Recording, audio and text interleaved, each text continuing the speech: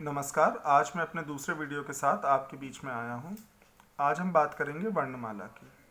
कहने को तो ये बहुत ही प्रारंभिक विषय है, पर वर्णमाला का सही ज्ञान ना होने पर हिंदी पढ़ पाना बहुत ही कठिन कार्य है।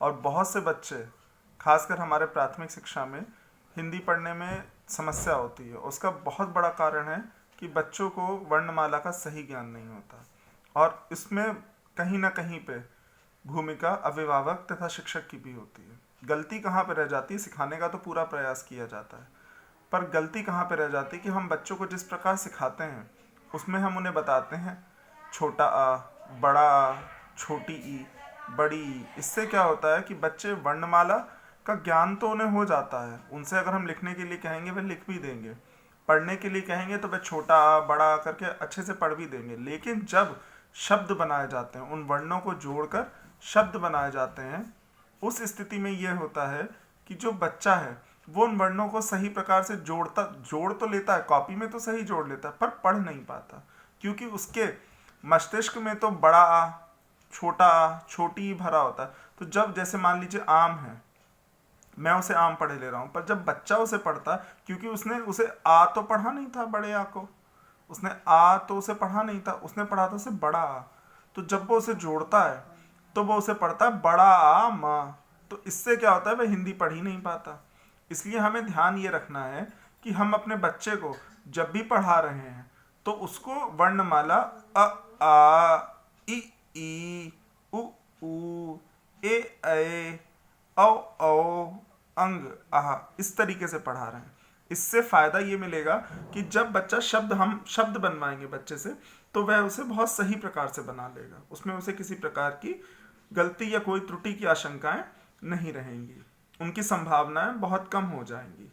दूसरी चीज हमें ये ध्यान रखनी है, क्योंकि कुछ शब्द ऐसे होते हैं जिनमें बच्चे अंतर नहीं कर पाते, जैसे सा और शा, बा वा।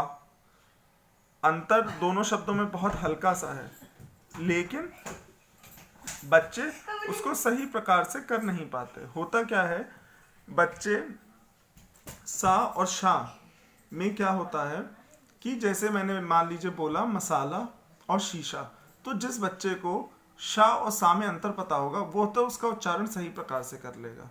पर जो बच्चा शा और सा में सिर्फ एक ही उच्चारण जानता है, दोनों का उच्चारण मान लीजिए यदि या तो वो शा जानता है या वह सा जानता है, तो वो या तो मसाला को मसाला पढ़ेगा और शीशा को शीशा पढ़ेगा, और यदि वह सा जानता है तो वह मसाला को तो मसाला पढ़ेगा पर शीशा को सीसा पढ़ेगा।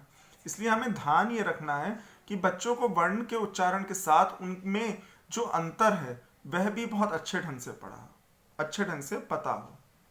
तो आज का कार्य यह है कि हमें जो वर्णमाला मैंने आपको डिस्क्रिप्शन बॉक्स में लिख दी है, वह वर्णमाला आप अपनी कॉपी पर उतारेंगे।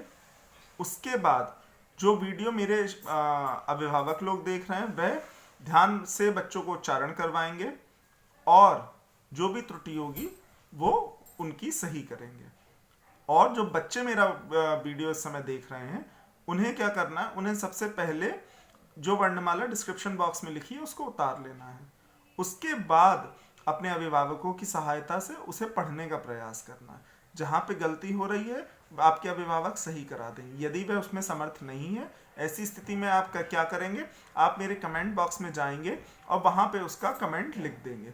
मैं आपको सही उच्चारण अपने अगले वीडियो में या आपके कमेंट के नीचे आपको लिख दूंगा।